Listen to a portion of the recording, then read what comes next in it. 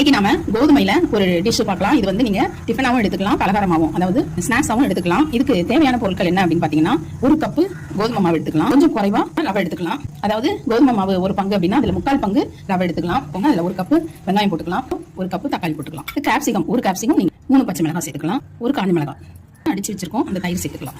இதுக்கு தேவையான அளவுக்கு சால்ட் சேர்த்துக்கலாம், மசாலா கொஞ்சம் சேர்த்துக்கலாம், மிளகாத்தூள் கொஞ்சமாக சேர்த்துக்கலாம். காரத்துக்கு ஏற்ற மாதிரி ஏற்கனவே காஞ்ச மிளகாய் பச்சை மிளகாய் நம்ம சேர்த்துருக்கோம். இதை நம்ம எல்லாத்தையும் சேர்ந்து மிக்ஸ் பண்ணிக்கலாம்.